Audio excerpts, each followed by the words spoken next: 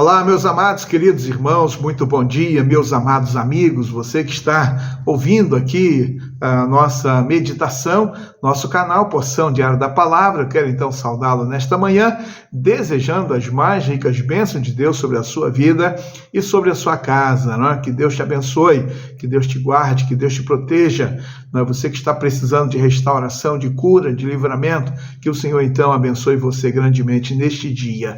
Assim, então, nós vamos seguindo com a nossa devocional, não é? Que é a porção diária para nós hoje. E eu quero, então, ler com você o livro de Josué, capítulo 22, e a palavra de Deus, então, no verso 13, e estarei lendo de forma alternada também, a partir do verso 30. Diz o texto: E os filhos de Israel enviaram Finéias, filho do sacerdote Eleazar, aos filhos de Ruben, aos filhos de Gade, a meia tribo de Manassés. Verso 30. Quando o sacerdote Finéias, os chefes da congregação, os cabeças dos grupos de milhares de Israel, que estavam com ele, ouviram as palavras que disseram os filhos de Ruben, os filhos de Gade e os filhos de Manassés, deram-se por satisfeitos. E Finéias, filho do sacerdote Eleazar, disse aos filhos de Ruben, aos filhos de Gade e aos filhos de Manassés: Hoje sabemos que o Senhor está no meio de nós, porque vocês não cometeram infidelidade contra o Senhor, assim vocês livraram os filhos de Israel da mão do Senhor. Verso 33, com esta resposta, os filhos de Israel se deram por satisfeitos e bendisseram a Deus. Amém.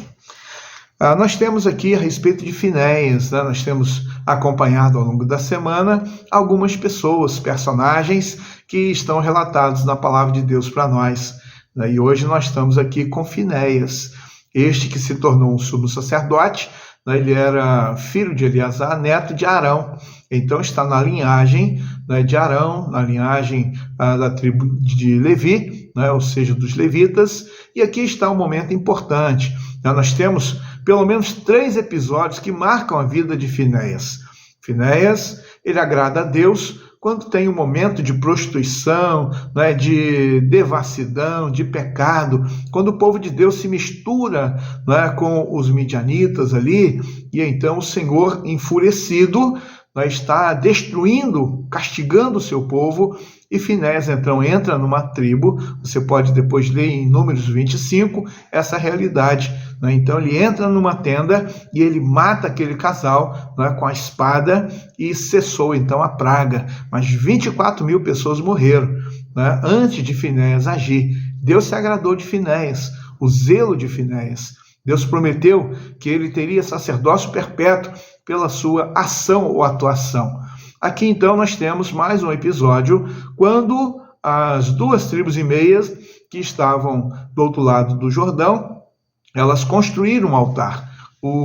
As demais tribos de Israel ficaram enfurecidas e já estavam para executar uma batalha, entrar em conflito, destruir ali então aquele altar e também o povo de Deus, que eram as 2 tribos e meia.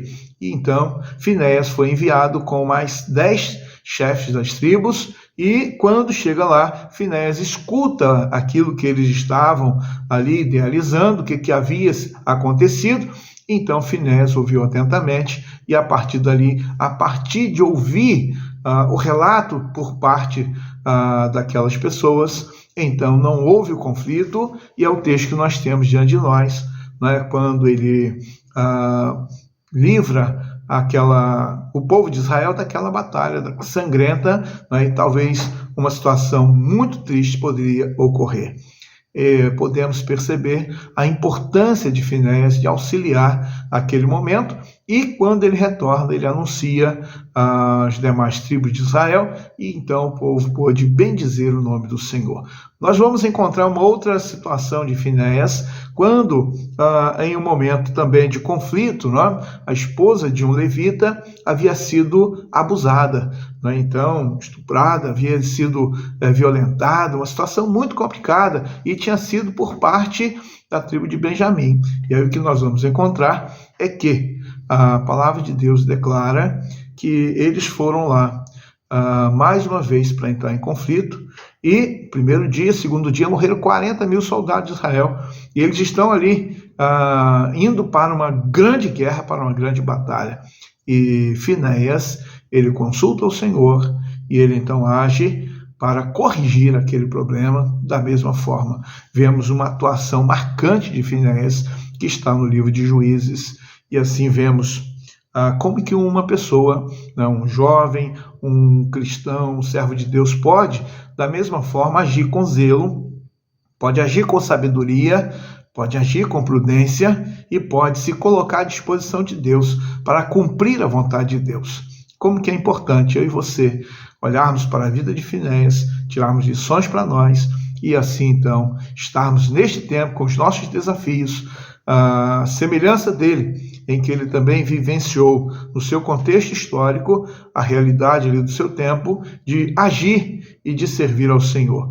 Também eu e você precisamos, em nosso tempo, com os desafios que temos, também nós precisamos ter coragem para poder viver para o Senhor.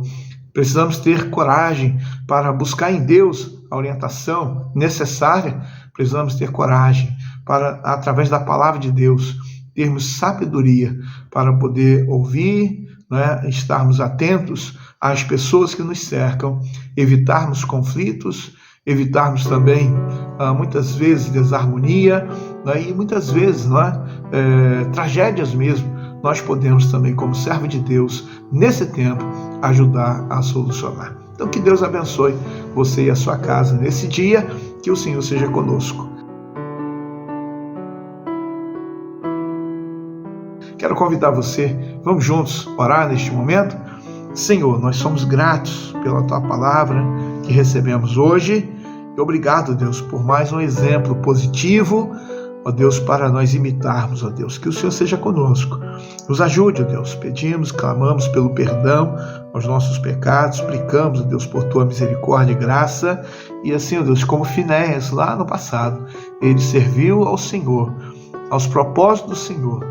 Que nós nesse tempo também estejamos fazendo a mesma coisa. Abençoa o Teu povo, Deus, a Tua igreja. Eu te peço, Deus, pelos meus irmãos, em nome de Jesus. Amém. Um abraço. Até amanhã, se Deus permitir.